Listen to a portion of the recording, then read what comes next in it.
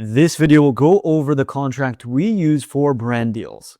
If you're handling influencers and you want to improve your contract, maybe you've had some issues and you just want a really foolproof contract, I'm going to show you our contract and then a couple of notes that I've taken in key spots to highlight a couple of details that we like to include. I'm Dennis. I've been running Influencer Advisory for 2 years now, and we've been helping wellness brands use influencers to consistently bring in sales. We've helped over dozens of wellness brands, and our goal is to make it a long-term customer acquisition system. But let's dive right in. Here we've got the contract opened up. I'm going to go through the main part, so a lot of it will be skipped. I am not a lawyer. We have made this contract, however, has been drafted by one. The first thing you'd want to do is on the section that you have, which outlines what the influencer is supposed to do, ensure that all the costs are shifted to the influencer. At times, influencers might start demanding fees for production. Make sure it's very clear in the contract. It is all their cost.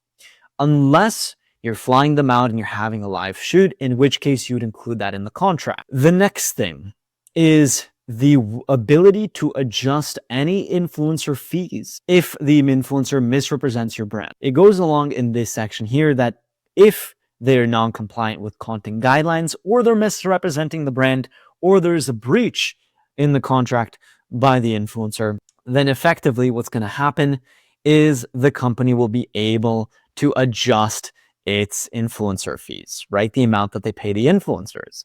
And the reason this happens is if an influencer says something which damages the brand because they didn't pay attention to the creative brief, and if you don't know how to make creative briefs so that influencers never damage your brand, because it's a wellness product, as a wellness brand, it's very important that you never infringe upon any medicinal ingredient, because the FDA is going to come after you sooner or later, especially if you're getting sponsors on YouTube, which you're going to keep getting views and sales. So ensure you've got a very good creative brief. Got a video on that down here and in the description.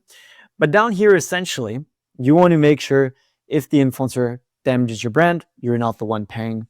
You don't have to pay them. At least, you already have enough problems to solve from that point on, right? But it's better to prevent those situations. So watch that video and learn how to do that first. Now from here, the next thing that you want to keep in mind is this part over here. So the company will be able to modify the terms and conditions of the influencer fee. And you'll see this exhibit in just a second. Under its discretion, but ensuring reasonable notice to the influencer. All this means is they're not locked into the same rate, right? Companies want to be able to adjust their compensation based on the market rate. They would also like to renegotiate every contract when they are scaling up. If they have a really good influencer, they want to use them for the rest of the year, they'll get a slight discount on every brand deal. Now from here, it's very important that the receiving party's obligation to protect the confidentiality of the confidential information. But effectively, your influencer should not be spreading any brand X, any secrets that you've told them, any internal information.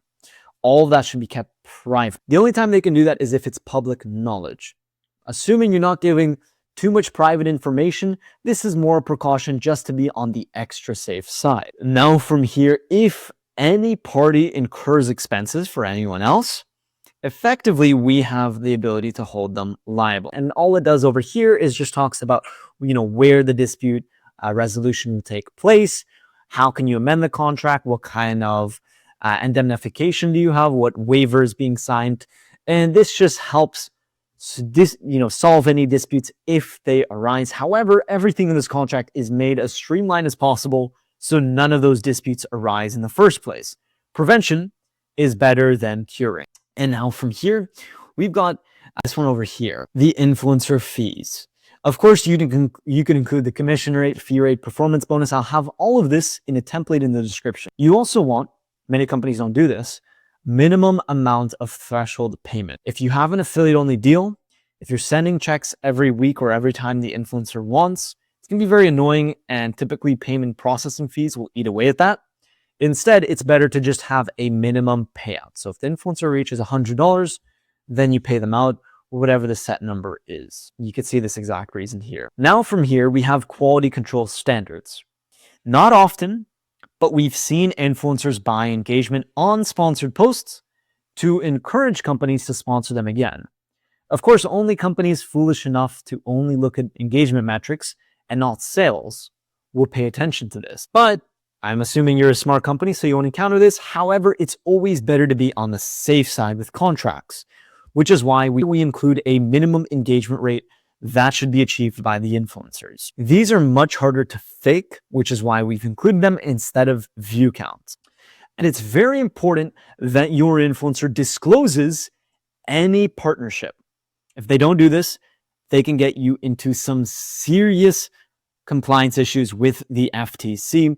So ensure this is being done either at the beginning, middle, or end, but it is being done in every ad. Now from here, you don't want influencers to promote a competing product of yours, which is why you get them to sign an exclusivity clause. Effectively, this tells them, you can't sponsor my competitor this many months after I've sponsored you. Obviously, you don't want your message to be diluted, and you get the point. So from here, then, it concludes with a bunch of names.